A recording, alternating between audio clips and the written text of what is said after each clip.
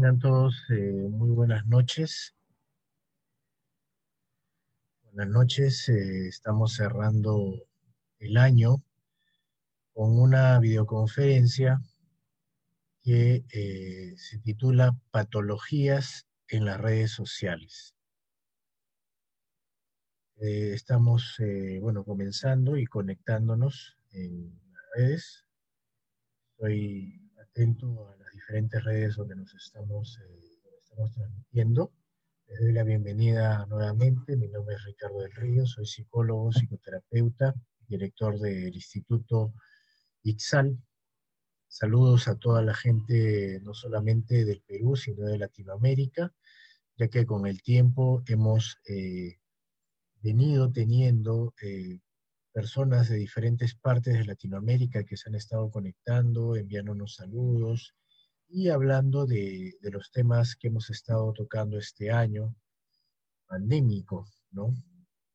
Y siendo un año pandémico, no ha dejado de ser un año donde las redes se ha congestionado de mucha gente y donde hemos podido darnos cuenta que las redes es el nuevo foco, bueno, no de la pandemia, pero sí de gente con ciertas patologías. Justo el día de hoy vamos a hablar un poco de eso. Entonces, mientras se va conectando las personas, yo voy viendo un poco las preguntas que van surgiendo, ya sea en el Facebook o en la gente que quiere compartir con nosotros en el Zoom. Eh, Empezar a mencionarles que hace mucho tiempo, cuando yo empezaba a entrar a las redes por un tema de necesidad, sobre todo, porque las redes se han vuelto parte de uno, empecé a darme cuenta que habían algunas cosas que eran buenas para la gente, pero otras no tan buenas. Bueno, vamos a empezar saludando. Estoy acá viendo el Facebook de Ixal. Hola, Diana, ¿cómo estás? ¿Qué tal? Buenas noches, Ángela Cárcamo Fuster. Buenas noches, Carlos Lazo. ¿Cómo estás? ¿Qué tal? Y bueno, me di cuenta que en las redes, por los comentarios y por todo lo que se iba apreciando, por todo lo que se iba viendo, estaba lleno de gente que tenía patologías y también era la oportunidad para gente patológica para abordar poblaciones vulnerables. Entonces, el tema es grande, pero hoy día he querido tocar lo que más se ve, ¿no? Y lo que ha surgido por el tema de las redes, ¿no? Hace años atrás, en mi caso, yo no he nacido con el Internet. Cuando estábamos estudiando, cuando yo estaba en la universidad, no existía el Internet. Nosotros lo que hacíamos es ir a la biblioteca, a informarnos. Era una época diferente y ahora la vida ha cambiado de una manera increíble. Entonces, vamos a seguir hablando. Buenas noches, Magali Espinosa, ¿cómo estás? Cristi. Estoy con el celular porque estoy mirando a la computadora y como son en varias redes las que nos conectamos. Bueno, vamos a darle un orden a lo que vamos a hablar el día de hoy. Quisiera empezar hablando un poco de lo que ha traído las redes sociales en el tiempo. ¿Qué ha pasado con las personas y con las redes sociales? Si bien algunas no están totalmente tipificadas como patologías, estoy seguro que en algún momento sí van a estar, porque si bien el Internet nos ha dado la posibilidad de estar cerca a la gente, tener información, eh, nos ha traído cosas que no son tan buenas también, ¿no? y hay gente que tiene demasiada información y no sabe qué hacer con ella, ¿no? Entonces, esta parte ha sido titulada Redes sociales para bien, redes sociales para mal. Nuevos tiempos, nuevas patologías. Parecido a una frase de la universidad, que decía nuevos tiempos, nuevas ideas, pues este es nuevos tiempos, nuevas patologías. Y algunas de las cosas que han surgido, por ejemplo, es la nomofobia. La nomofobia, la acné del WhatsApp, el síndrome FOMO, el síndrome de la llamada imaginaria, ¿no? La depresión del Facebook, la dependencia del Internet, la cibercondría y el efecto Google. Y es que esto hace años atrás no existía y esto es lo que nos ha traído las redes, ¿no? Eh, Hablar de nomofobia es hablar de una adicción, ¿no? Al celular, al, al estar constantemente conectado, ¿no? Y es algo... ¿Qué tal? ¿Cómo estás, Guillermo? Eh, Sube Rospi, ¿cómo estás? ¿Qué tal? ¿Qué tal? Qué gusto. Se están terminando de conectar algunas personas.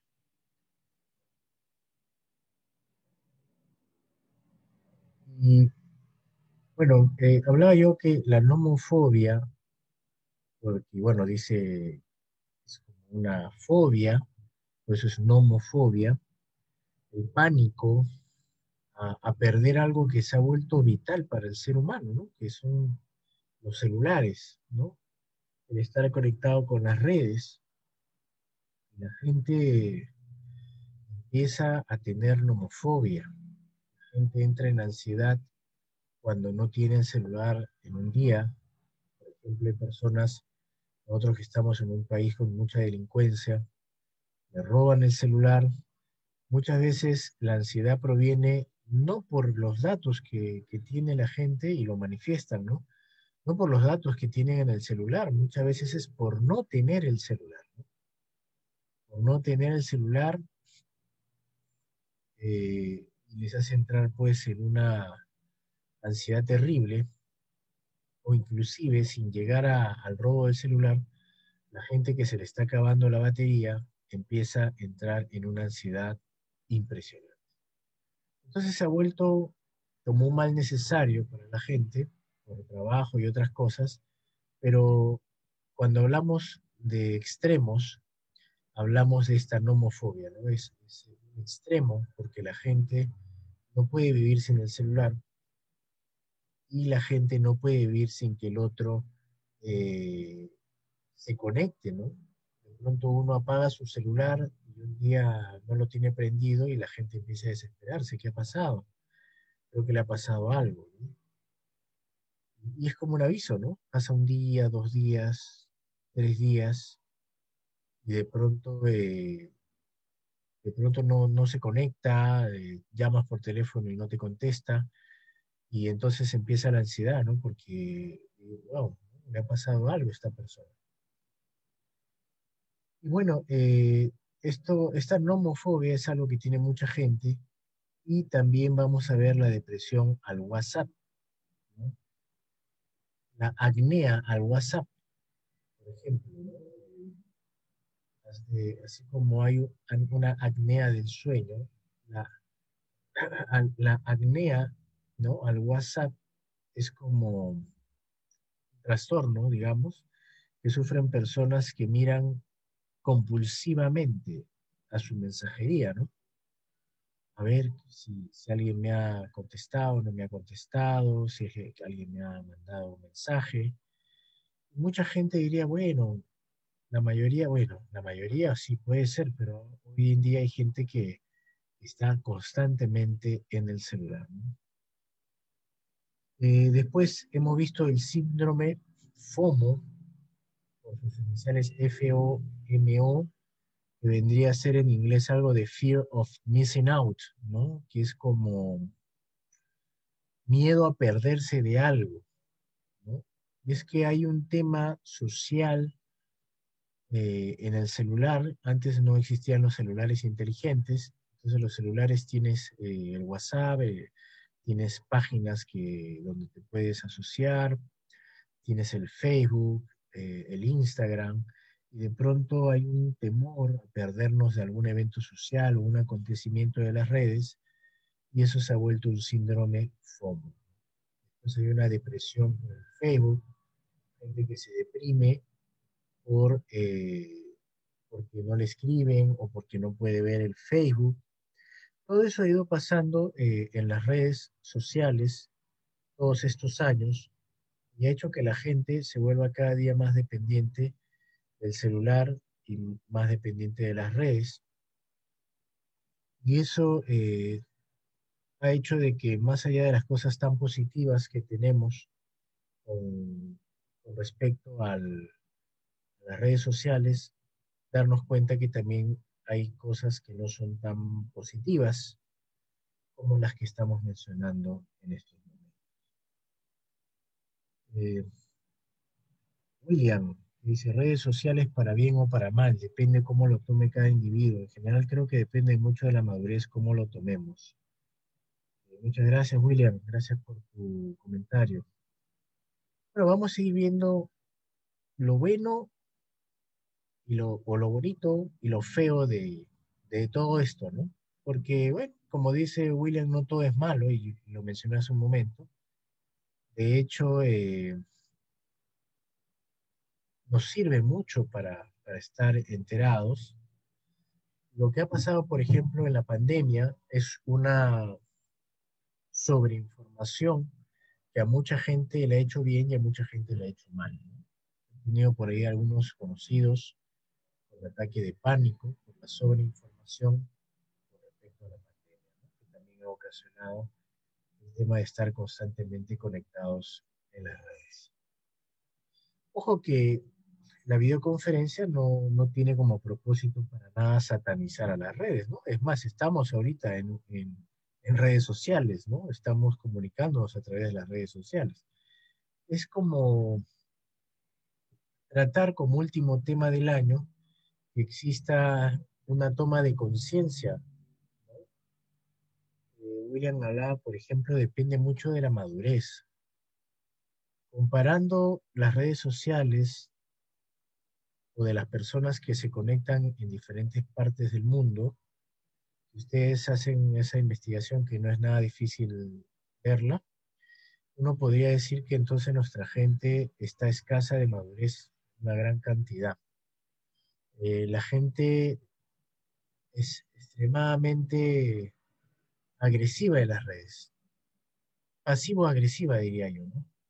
Porque se fomenta dimes y diretes y muchas veces es una oportunidad para el pasivo-agresivo para indirectamente atacar, ¿no? También vamos a ver que las redes han prestado también para el tema de la pederastía, que es diferente a la pedofilia, ¿no? La pederastía tiene que ver ya con el abuso. Y vamos a ver eso también, ¿no? Vamos a conversar un poco de eso, la dependencia del Internet, la cibercondría, que tiene que ver con ese tema de estar mirando todo lo que es salud y dejarse influenciar por tanta información que hay en las redes, y algo que le han llamado también el efecto Google. El efecto Google ha sido llamado a lo que dice que las personas eh, no memoricen como antes y estén pendientes de ver la información solamente en Google, no aprender como se aprendía antes la información. Y algo muy interesante, que no quiero dejarlo pasar, que lo he mencionado, pero no me detuve a hablar de eso, es el síndrome de la llamada imaginaria. Se está hablando de este síndrome que el cerebro asocia la vibración del teléfono y muchas veces la persona siente la vibración en el pantalón, en el bolsillo, en la pierna, en alguna parte del cuerpo y no tiene el celular ya en el cuerpo, en el bolsillo o en algún lugar. Lo tiene en otro lugar y el cerebro dice que como que asociara y siente la vibración de, ¿cómo se llama?, del celular. Entonces ustedes me dirán si es cierto o no es cierto. A ver, bueno, acá en una de las redes ya justo me están contestando sobre el tema. En otra, bueno, Jorge menciona, a mí me pasa, estimado psicólogo Ricardo, me dice, que, que siento que me vibra el pantalón y luego me doy cuenta que el celular yo no lo tengo, lo he dejado en otro lugar. Sí, eso es lo que se ha llamado el síndrome de la llamada imaginaria. Como menciona Jorge, mucha gente habla ahora de eso. Creo que alguna vez me ha pasado también, quiero ser totalmente honesto. He sentido como una vibración y ya no tengo el celular en el cuerpo. Entonces, este famoso síndrome de la llamada imaginaria ha pasado a ser parte de la vida, ¿no? Mucha gente que tiene por muchas horas o constantemente el teléfono en el cuerpo y de pronto suele sentir que hay este síndrome de la llamada imaginaria, que es como que vibrara el teléfono en el cuerpo, y lo siente uno y hasta lo miras como si lo tuvieras y te das cuenta que no tienes nada en el cuerpo, ¿no? Es el síndrome de la llamada imaginaria, ¿no? Entonces, aparte de Jorge, si alguien quiere comentar sobre este, Ingrid Gómez dice, ¿y podría ser algo mecánico también? Bueno, lo que afirman los estudiosos, los que están empezando a estudiar esto, es que, hola Josecito, ¿cómo estás? ¿Cómo está, estimado amigo José Bonilla? Mencionan de que el cerebro empieza a asociar como la vibración, como la sentía tantas veces, y pareciera pues que lo estuviera sintiendo, algo así más o menos, ¿no? Porque algo mecánico tendría que estar de todas maneras el celular en el bolsillo, si fuera algo mecánico. Pero estoy hablando que ya no está el celular en el bolsillo y hay personas que sienten la vibración y se dan cuenta que ya no está en su bolsillo, sino lo han dejado, no sé, en la mesa o en algún otro lugar. Guillermo también en una de las redes donde estamos transmitiendo menciona, sí, a mí también me ha pasado y por un momento me he cuestionado por qué es que lo siento. Eh, bueno, más allá de cuestionarte, bueno, ya sabes que esto es llamado el síndrome de la llamada imaginaria. Ahora yo les pregunto a ustedes, porque esto es algo muy de ahora, ¿no? Muy de esta época. ¿Alguna persona que hayan visto que se haya deprimido por no tener el celular? Yo, por ejemplo, conozco pacientes adolescentes que han entrado en depresión porque los papás les han quitado el celular y no se pueden comunicar con sus amigos, ya sea por WhatsApp o por Facebook, porque parecía que, al parecer, ¿no? Solamente se comunicaban con sus redes a través del celular, no de una laptop, una tablet, sino solamente tenían el celular. Y han entrado en depresión, increíblemente, ¿no? Han estado tristes, dejando de comer, de pronto llorando, no queriendo salir porque les habían quitado el celular como castigo o sanción y han entrado como una especie de depresión. Increíblemente, hoy en día la vida está así. La vida ha cambiado y tenemos que empezar a aceptar que el mundo que tenemos ahora es otro mundo diferente. Y bueno, les agradezco a todos los que están ahí conectados y comentando y haciendo preguntas. Una pregunta de Jerónimo Rodríguez. Jerónimo Rodríguez pregunta, ¿y cuál sería la solución? Y gran pregunta, ¿no? ¿Cuál sería la solución a estas nuevas patologías?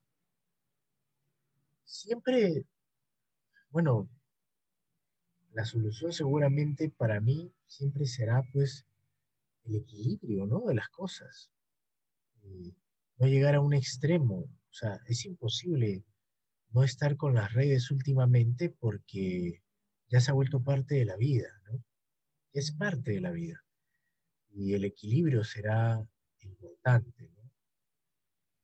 Claudia, ¿cómo estás? Dice el profesor, buenas noches. También una de las llamadas tecnopatías es el cubing, que es ignorar al otro por estar conectado, que también lo podemos ver incluso en la universidad. Bueno, sí, ¿cómo estás? Eduardo, ¿cómo estás? ¿Cómo estás, amigo? ¿Qué tal? Buenas noches. Sí, puede ser, pero hay que ver bien ahí si realmente es el pubbing, si es que la persona pues está conectada sin saberlo. ¿A qué me refiero? Que muchas veces está conectados sin saber, me ha pasado, a veces cuando uno tiene el Facebook, el WhatsApp, el Facebook, por ejemplo, cuando uno lo tiene conectado constantemente en el celular, a veces la gente cree que uno está ahí, ¿no? Y no, no estás ahí, ¿no? Estás con el celular o haciendo otra cosa y te mandan un mensaje y te dicen, oye, ¿por qué no me contestas? Te estoy hablando. Y la verdad es que no, no estabas con el celular. Entonces había que ver si realmente es el público o no. O la gente también entra en ansiedad, aprovechando lo que me dice Claudia Amamán, entra en ansiedad también cuando los dejan en vistos, ¿no? De pronto alguien mira, como yo estoy viendo ahorita el celular, pero por el tema de la interacción que tenemos en este momento, y de pronto mira el WhatsApp y como está ocupado, deja un ratito el celular para después contestar, pero la persona quiere ya, que le contestes ya, un ratito o lo que sea, porque si no, o entra en ansiedad o se molesta. Tanto así que también he recibido en consulta parejas que se han peleado por temas que tienen que ver con el WhatsApp. ¿Por qué no me contestas? Y han terminado peleando. ¿Qué estás haciendo? ¿Por qué no? ¿Por qué me dejas en visto, no? Entonces, eso se ha vuelto parte de, ¿no? Hola, Bren, ¿qué tal? ¿Qué hacer si un paciente presenta ansiedad, se siente incapaz de exponer frente a sus compañeros? Tiene 16 años y se siente muy inseguro. Menciona que capta la información y la olvida rápidamente porque piensa que la hará mal. Muchas gracias por la pregunta. Bueno, empezamos a interactuar ahora no solamente con el Facebook, sino también por el chat del Zoom y les agradezco mucho la interacción que tenemos. Bueno, si tiene un cuadro de ansiedad, si realmente lo tienen, o si no estamos seguros realmente que esa ansiedad, podemos primero evaluarlo a este adolescente. Y si tiene los síntomas de una ansiedad, podríamos, pues, de hecho, hacer que haga una terapia, ¿no? Ahora, si me mencionas inseguridad, bueno, la inseguridad es parte de los que tienen trastorno ansioso, ¿no? De la personalidad, son inseguros, tienen pensamiento catastrófico, a veces tienen sudoración, taquicardias, depende del tipo de ansiedad que tengan. Hay muchos trastornos de ansiedad, ¿no? Está el TOC, está el trastorno de ansiedad generalizada. Y hoy en día todos los trastornos de ansiedad se han maximizado con la pandemia, ¿no? Entonces, si capta información y luego la olvida, posiblemente la ansiedad puede ser que esté haciendo este problema. Recordemos que cuando hablamos de ansiedad podemos hablar también de estrés. Cuando una persona tiene un estrés agudo, está todo bien, no está tan mal, porque siempre es bueno tener un poco de estrés.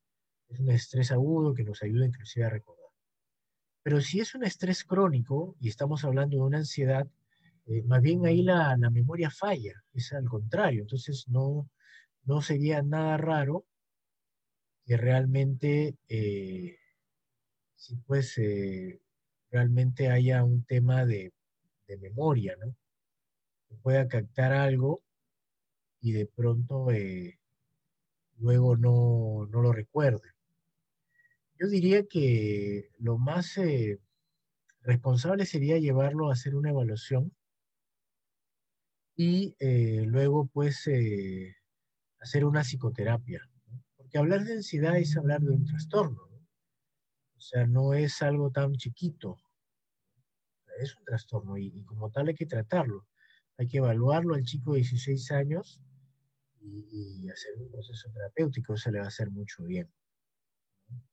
como diría un amigo que a veces ponía en las redes, un amigo que también es psicoterapeuta, ¿no? Decía, no es una penita, es una depresión, ¿no? Porque a veces se minimiza las cosas, ¿no? No es un miedito, es un trastorno de ansiedad. O sea, de verdad son cosas mayores, no son cosas que no deberíamos hacerle caso. Hay que hacerle caso a este tipo de situaciones. Muchas gracias, Brenga. Agradezco mucho tu pregunta. Antes de seguir hablando, a ver, quiero ver si por ahí hay alguien en las demás redes que está. Carlos Lazo dice, ay, William dice, yo tengo una sobrina igual que se le va la señal, grita, oh my God. Bueno, sí, la gente por la señal de verdad entra en un tema terrible, ¿no? Carlos Lazo dice, maestro, otras patologías de las redes sociales también incluyen, claro, sexting, ciberacoso. Así es. Sí, hoy día en realidad el tema es grande y nos vamos a enfocar en algunos. De repente, comenzando el otro año, podemos hacer una segunda parte. Carlos Lazo dice, depresión del Facebook. Esta es parecida a la anterior, la padecen, claro, aquellos usuarios de la red social que se sienten insatisfechos en su número de amigos por considerarlo reducido o por no estar a la altura de popularidad. Así es, estimado Carlos. Hay un tipo de depresión al Facebook, al WhatsApp, ¿no? Y es que antes esto no se daba, ¿no? Que alguien se deprima por no tener señal, o se ponga nervioso, o ansioso, o que se ponga triste, no existía, ¿no? Es algo de este momento que estamos viviendo.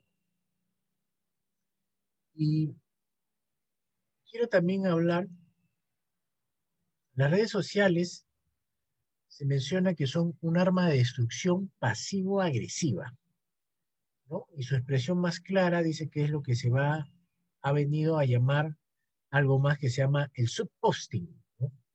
Que hace un momento lo estaba mencionando, es un ciberbullying o un ciberacoso, consiste en publicar una frase o comentario en redes en referencia a alguien a quien no se menciona directamente, ¿no? Entonces, acá justo les he puesto un ejemplo, ¿no?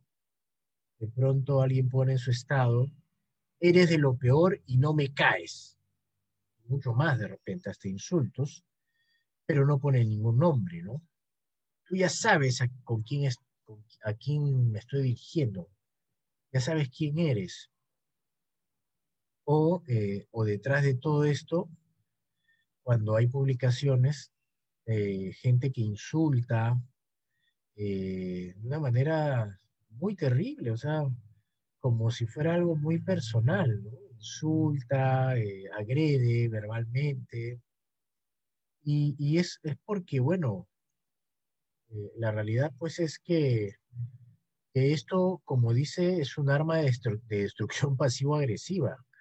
La gente agrede a los demás, la mayoría de ellos son pasivos agresivos, ¿no? Saben que nunca van a estar frente a la persona y se van con todo, ¿no? En insultos, en criticar, insultar a diestra y siniestra, ¿no? En las redes, sabiendo que están protegidos detrás de una pantalla. Caterín Tello, ¿cómo estás? Entramos a las redes no sabiendo qué buscar, sino buscando qué ver. Ah, bueno, eso sí, ¿ah? Las redes también ha hecho que mucha gente, si hace un tiempo la gente no leía, con las redes la gente lee menos todavía, ¿no? Entonces me has hecho recordar algo, estimada Caterín.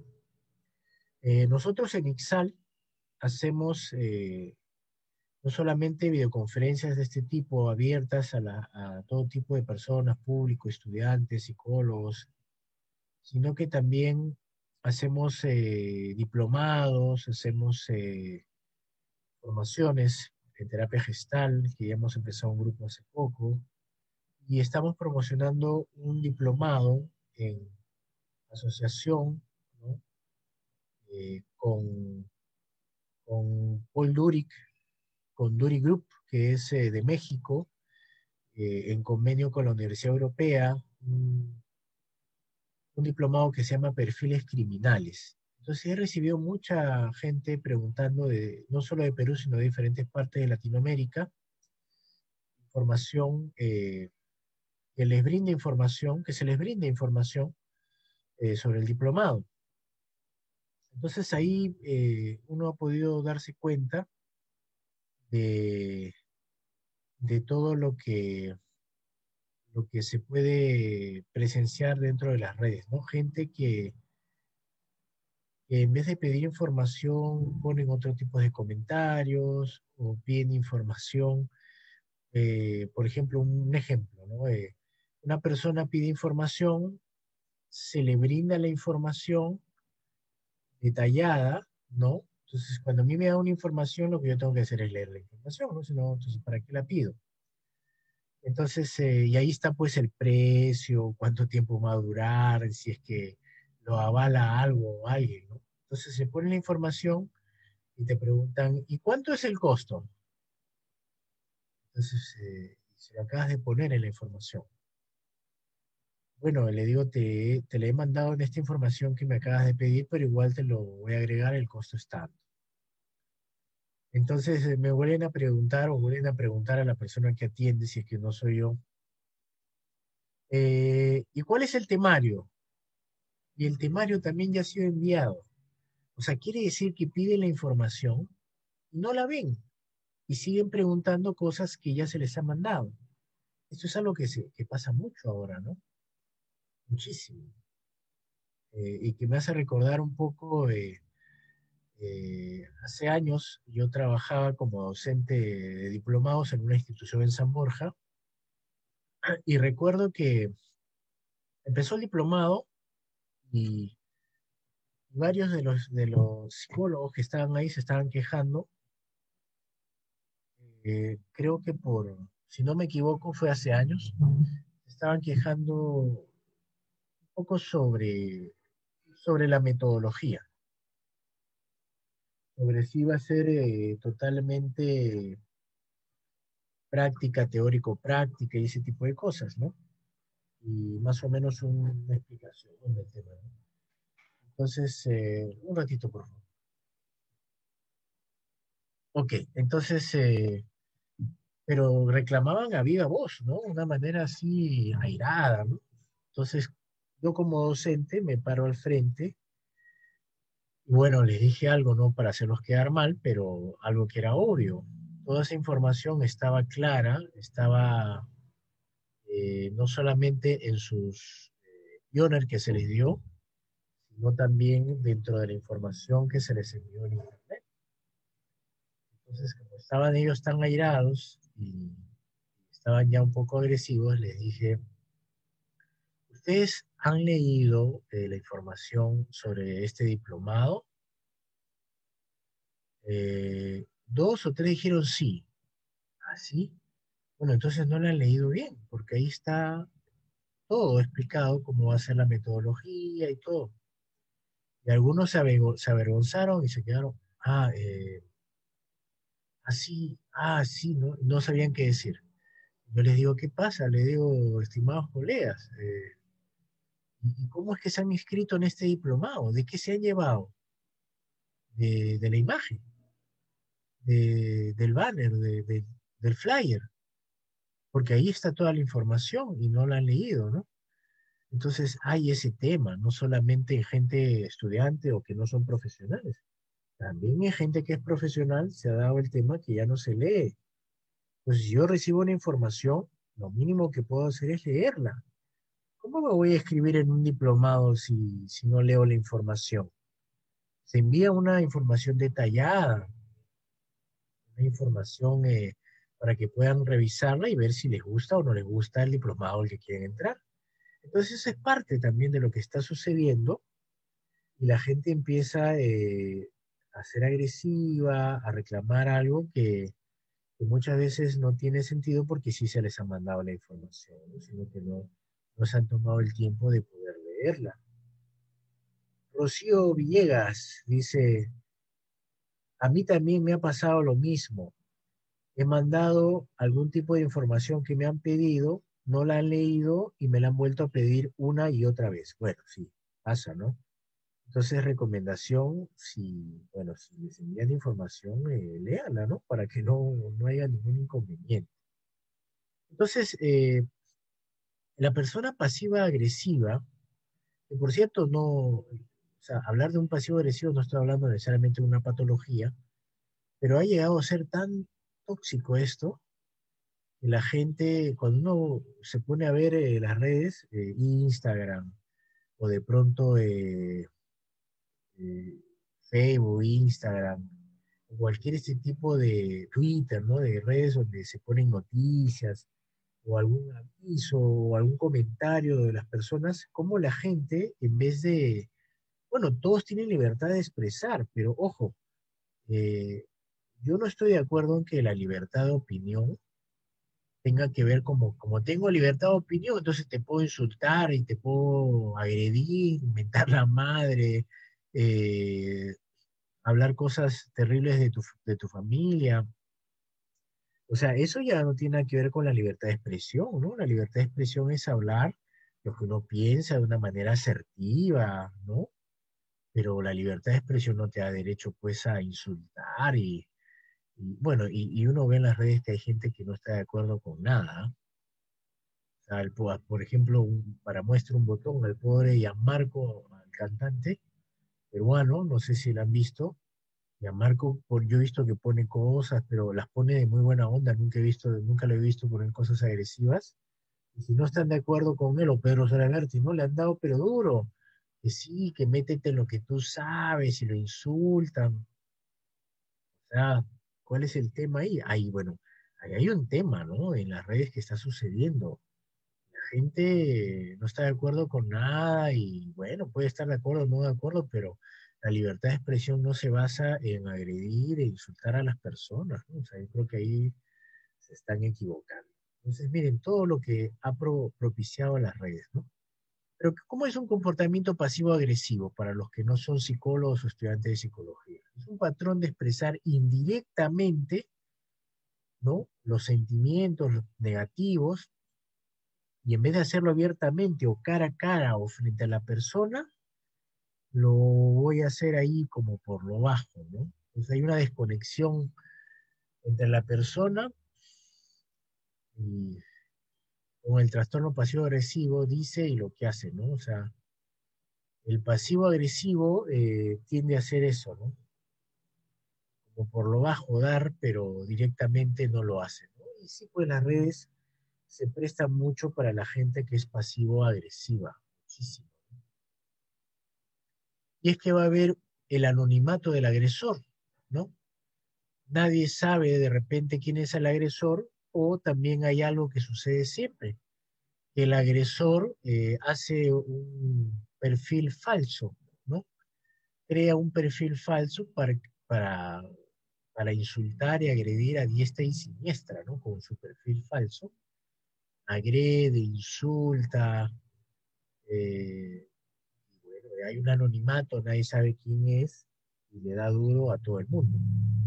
Y bueno, y la víctima no está presente, ¿no? Entonces, todo es virtual y la gente cree que como no está presente puede decir lo que le da la gana y seguramente mucha gente terminará mal, ¿no? Hay gente muy susceptible que así sea por redes terminará mal, terminará pasándolo mal, no sé si deprimiendo, pero he escuchado que mucha gente se pone mal, ¿no? A ver, ¿cómo estás? Jenny, ¿cómo estás? Buenas noches, muy interesante la temática. Uno de los inconvenientes, los niños están presentando problemas de atención y concentración, problemas de conducta, videojuegos y no realizan sus tareas por estar atentos en la pantalla. Por un lado, niños menores de 4 años cuyos padres les brindan un móvil como distractor, es cierto. No tienen ni 4 años, como dice Jenny, y tienen tablet, eh, celular y todo, ya lo manejan bien, y de pronto solamente hay imagen y realmente se necesita de un trabajo eh, donde no solamente puede haber imágenes, sino uno pueda leer. Yo, por ejemplo, hasta el día de hoy, yo soy de la escuela antigua, ¿no? Me cuesta leer en una tablet o una computadora. A mí, deme un libro, ¿no? Yo pongo un libro y el sonido de la página y marcar y hacer una serie de situaciones, lo sigo haciendo hasta el día de hoy, porque yo soy de la vieja escuela, ¿no? O sea, he tratado, ¿ah? Ojo, sí he tratado de leer con una tablet, he hecho el intento, ¿no? Porque sé que tengo que estar al día, no sé cómo, qué pasará acá un tiempo, ¿no? La vida va cambiando. He tratado, he hecho mi mejor esfuerzo, pero no he podido. Termino leyendo mejor un libro que- que a través de una tablet o algo así. Y bueno, y la víctima que no está presente, como mencionaba, entonces el agresor en su anonimato cree que como la víctima no está presente, puede tener la libertad de insultar, agredir y decir lo que se le da la gana, y mucha gente termina estando mal, ¿no? Es una pena. Eh, ¿Dónde nos damos cuenta de esto? Los profesionales de la salud nos damos cuenta cuando de pronto recibimos pacientes eh, y que tiene que ver la problemática con las redes o con el Internet, ¿no? Con lo que hay ahora. Un ejemplo que mencionaba hasta hace un momento, ¿no? Tenemos parejas, ¿no? Que vienen porque iniciaron una pelea por el WhatsApp, ¿no? Adolescentes que se han deprimido porque ya no tienen el, el, el celular, no pueden conectarse a las redes, se han deprimido. Entonces, por eso es que nos damos cuenta de pronto que se ha vuelto parte de nuestra vida y que nos ha ayudado, pero también nos ha traído ciertas cosas que no son tan buenas. Entonces ya saben que hay el anonimato del agresor, que es este personaje que, como digo, muchas veces crea un perfil falso en una de las redes para atacar a todo el mundo, y está la víctima no presente, que bueno, está dentro de sus redes, pero que recibe toda la agresión de estas personas. Una de las cosas terribles y fuertes que van pasando también en esta época es la pederastía de las redes. Y esto ya tiene que ver con el abuso. Existen los pedófilos, que son los que tienen atracción por los niños, por las niñas, pero la pederastía ya tiene que ver con el abuso. Los pedófilos llegan a los niños, a los adolescentes, también por las redes. Y también crean perfiles falsos, eh, y al crear estos perfiles falsos, empiezan a captar a sus víctimas. Hasta hace poco han agarrado a un pedófilo queriendo llegar a una niña de 12, 13 años para abusar de ella, ¿no? Y después había otro caso de chantaje, ¿no? Se empiezan a chantajear y empiezan a manipular a través de las redes y saben cómo manipular a los niños y a los adolescentes, saben por dónde ir. Son gente que ya ha estudiado bien a los niños, a los adolescentes y saben qué les gusta, qué no les gusta. Esta es otra gran patología en las redes con la que hay que tener mucho cuidado, mucho cuidado. Miguel Carrillo, en una de nuestras redes, menciona eh, que tuvo un inconveniente con una sobrina que tenía una persona adulta que la estaba acechando y que afortunadamente descubrimos a tiempo. Así es. Que muchas veces los adultos son los últimos en enterarse que los niños y los adolescentes están con personas adultas en las redes o personas adultas que se hacen pasar por adolescentes. Claudia, ¿cómo estás? Dice, eso pasa mucho en Twitter, profesor, y más en épocas de política. Ah, bueno, bueno. No solamente en política, diría yo, Claudia, sino yo he visto agresiones, un poco el tema de atrás, está hablando Claudia, de hace un momento que estábamos hablando, no solamente en la política, ojo, ¿ah? O sea, las agresiones se dan no solamente en la política, he visto agresiones fuertes a personajes cantantes como Gianmarco, como Pedro Suárez Vértiz, que como cualquier ciudadano de a pie tienen todo el derecho de opinar y de publicar lo que ellos quieran, y la gente ha terminado agrediéndolos, ¿no? Verbalmente, o escribiendo cosas, ¿no? Y bueno, creo que son excesos, ¿no? Son excesos que no son nada sanos. Y bueno, siguiendo con lo que estamos hablando y con lo que habían comentado con respecto a la pederastía que tiene que ver con estos pedófilos que están al acecho de niños y adolescentes, y hay que tener mucho cuidado, hay que poner filtro a las computadoras para que uno tenga cuidado con a qué páginas entran los menores y los adolescentes y tener la confianza suficiente como para que nos puedan contar con quién, no sé, o qué es lo que están haciendo. Muchas veces es muy peligrosa las redes y terminan sucediendo casos de pederastía como los que mencionaba, ¿no? Entonces, hablar de patologías en las redes es hablar de lo que ha ocasionado las redes y lo que se presenta a través de patologías ya existentes, ya sea por los pedófilos, ¿no? O, o gente psicópata también, ¿no? Que aprovecha las redes para hacer daño, ¿no? Entonces, si tienen alguna pregunta o comentario, estamos prestos a leer y a responder sus preguntas en este último tema, cierre del año 2020 de pandemia, que es la patología en las redes.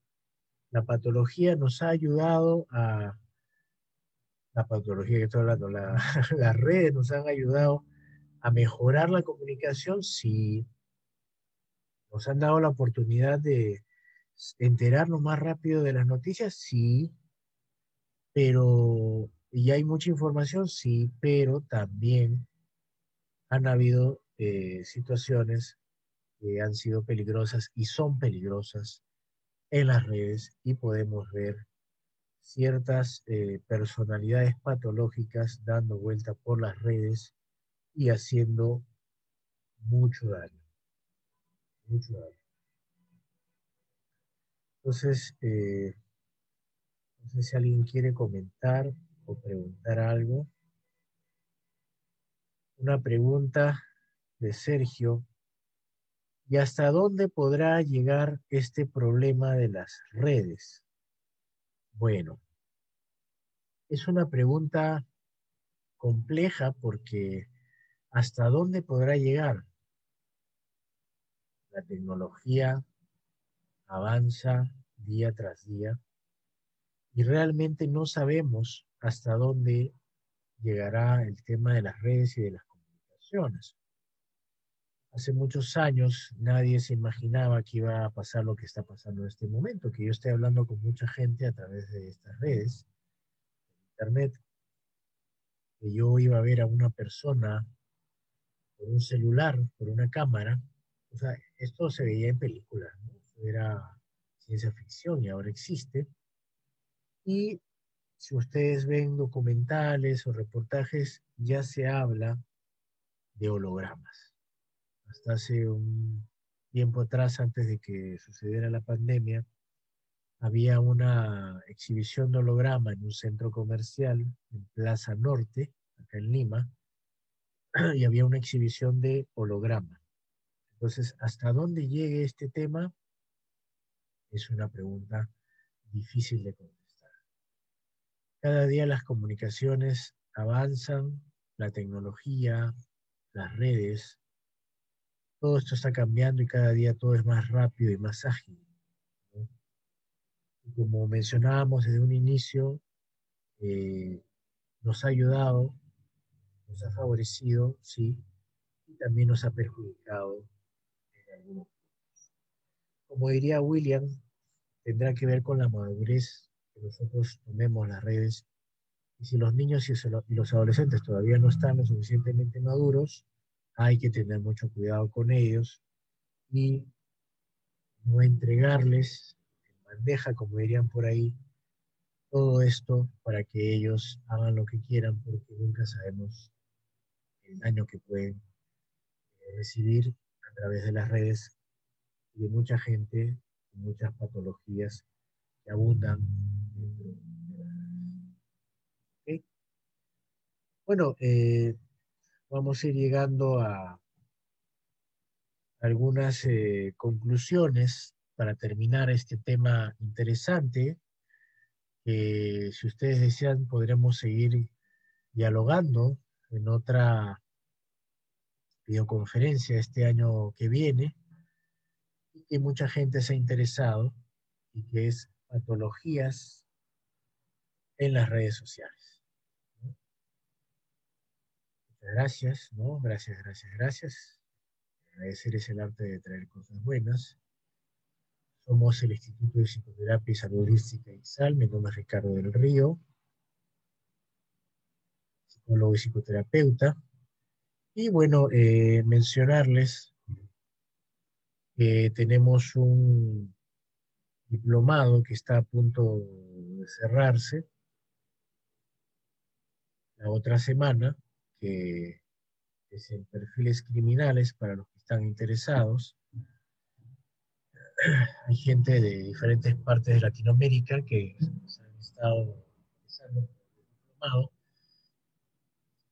Y bueno, si hablamos de las patologías, quiero concluir mencionando que así como hay patologías en las redes, también hay cosas muy positivas, como este diplomado que estamos organizando con Duri Group de México y con el aval de la Universidad Europea, para un tema tan importante también que son los perfiles criminales en Latinoamérica.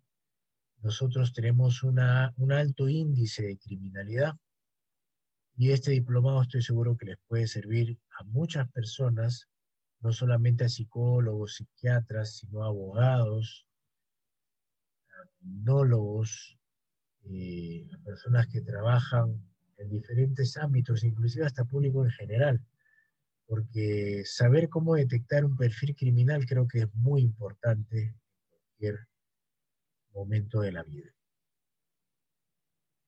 Bueno, y los perfiles criminales, seguramente, hablando de las patologías en las redes, podríamos decir que los criminales también están en las redes, ¿no? También están en las redes, y no hay que dormirnos, hay que tener mucho cuidado, porque los criminales también están dentro de estas redes acechándonos constantemente. Bueno, muchísimas gracias. Ha sido un gusto, un placer estar con ustedes en esta videoconferencia final del año 2020, a punto de entrar al 2021, un año esperado, con muchas ganas de que todo sea mejor, con esperanza y con ganas de seguir. Y les deseo lo mejor, un saludo muy grande desde aquí de Lima, Perú, no solamente a todos los que están conectados en nuestro país, sino para toda la gente que nos ve en Latinoamérica.